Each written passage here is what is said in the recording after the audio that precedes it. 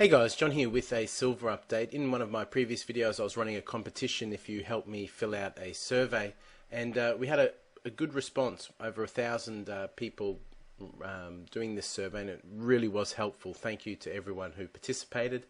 As promised, I'll be drawing the competition at the end of this video, but I do just want to give you a quick rundown of the results, since it was some interesting statistics there. So let's get through it. The first question was, how many ounces of silver do you own? Pretty mixed response. I did expect the highest number to be more than 100 to 250 ounces of silver. That was nearly 17% of the respondents, but there was a decent spread, and there's quite a fair few. If you add those last three ones up, it's about 20% owning 1,000 ounces or more, which is good to see. The next one was gold. Surprisingly, nearly 27% of people actually own zero gold, not even 0 to 1 ounce, a fractional piece. Again, probably surprised to see that number be the highest. I thought, if you're a silver bug, you might also, at least have one 10-ounce gold coin, but it doesn't seem to be the case. And a couple of money bags have over 100 ounces, but 1 to 5 ounces is probably where the most people are, apart from zero. Now, when do you buy either gold or silver? I have to say, I'm calling bullshit on this one. Most people are saying when the price drops a considerable amount, which I don't disagree, but you're asked to tick all that apply. I think when the price is rising a considerable amount, there's a lot of people buying, a lot of people, more than 5%.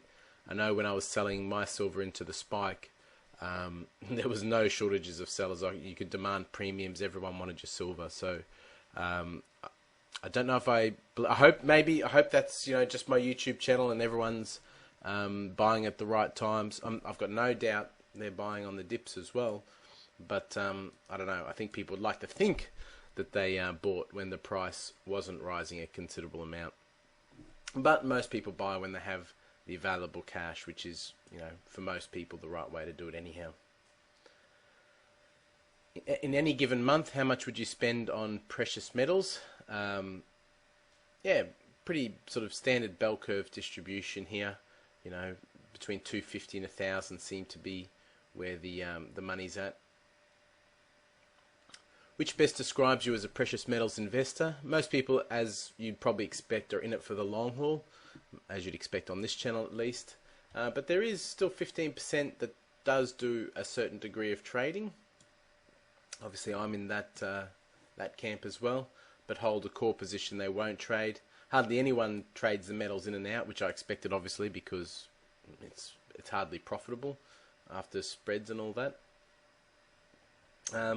There's actually 8 out of the 1,000 and odd people that are net sellers at the moment, which is interesting.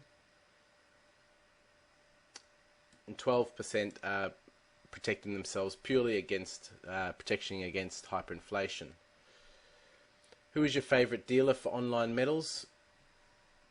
I expected the government mint to be, well, it was the wrong question. Favourite dealer and most used dealer are probably two different things, so I probably didn't word the question right. It was probably more, who do you use the most to deal online precious metals? And I would assume government mints got vastly understated there. And I expected APMEX to be a lot more than 14% as well. Interesting that eBay gets 13.1%. I mean, eBay is it's a ghastly place to buy gold and silver from. Certainly not a favourite, anyhow. I mean, there's probably people in countries that, eBay is really their only hope to get gold and silver, at least in any sort of form that they want it in. At least that's how I'm justifying it to myself. Hardly any people ever attend precious metals related trade shows, which is actually a good bit of information for that. I probably won't be doing any trade shows as a result of that question. What is the most important to issue when buying online? This was probably the biggest surprise. Best price is the big issue when buying online. Not that they're local or credit card or shipping, insurance and security, they're really like distant second, third place getters. So it was actually really surprising. I know that's not the case for me. I'm more worried about guaranteeing the product delivery. That would have been my answer there. If you don't buy online or don't like to, why not? Most people didn't have a problem buying online, so it's a relevant question. But the main reason why they wouldn't is their local dealer is just as competitive. What country do you live in? Pretty expected results here, judging from my YouTube insights as well. USA, nearly half. Australia and Canada.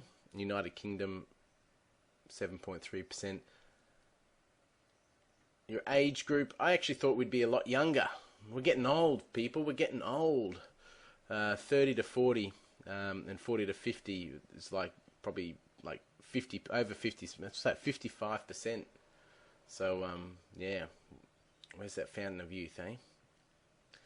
Your work profile. Most people are self-employed, which again was quite interesting. Another thing I didn't expect. You've got your tradesman, office and middle management probably comprising the rest of, or most of the people. It'll be interesting to see what the other responses are. I don't really know what else you could be. But yeah, most people unemployed. Most people self-employed. Although the unemployed, it's actually only 6.3% on this channel. That's good because the real unemployment rates are much higher. So it seems our audience is smarter or more savvy in terms of finding work.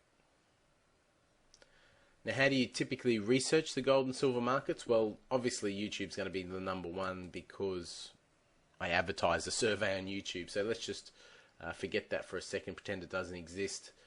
Blog sites, Kitco, or similar mega sites and forums sort of come in equal first, second and third on how they research the metals market. No one uses newspapers, friends and family. 3.9% don't do much research, which is understandable too. You know, some things just make sense. What is the biggest concern to you? Hyperinflation, currency crisis, or protecting your wealth came in first three. Protecting your wealth, 40%. Hyperinflation, only 13.5%, which was similar to that 12.5% we saw in the other question. So yeah, that's interesting. How are you primarily invested? Well, obviously on this channel, nearly 92% of people are primarily invested in physical. What percent of your investments are physical gold and silver?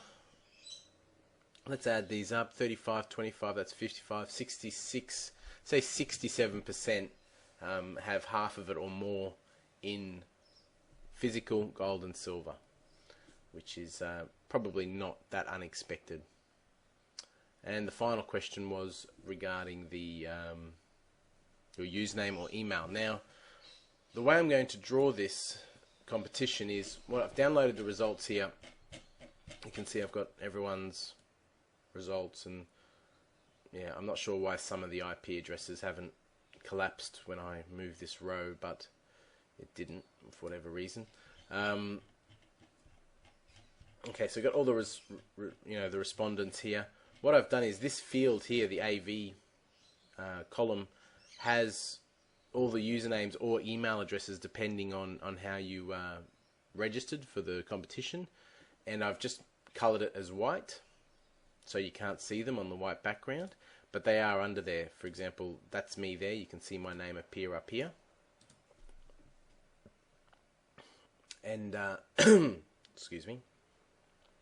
And I believe it was this one here, which was Renault. Yes, see Renault. That's Stephen. That's my business partner. He's there. So you can see that they are under there. So what I'm going to do now is the column, the rows go to 1073. They start at 3.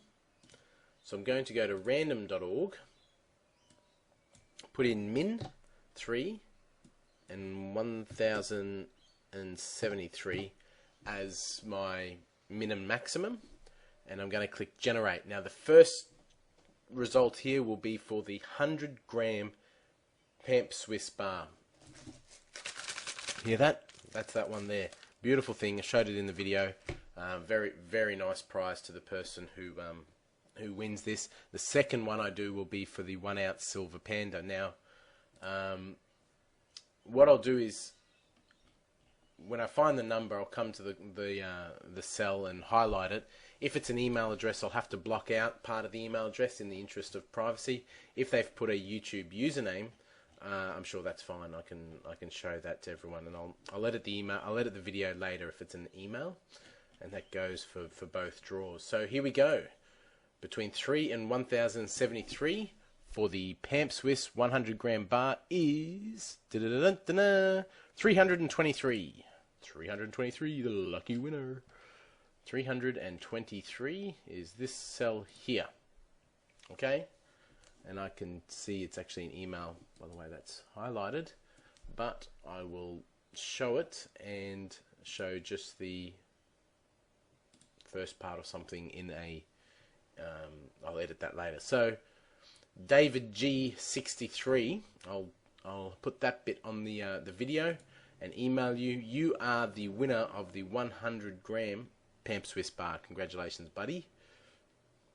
Now, actually, I'll make that white again, so in case I show it again when I come back. So 323. Now I'm just going to click generate again. Obviously, if 323 wins it again, I'll draw the result again.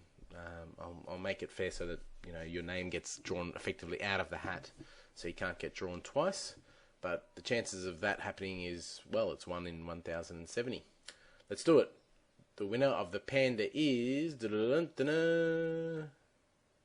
Holy crap, that's like two things off.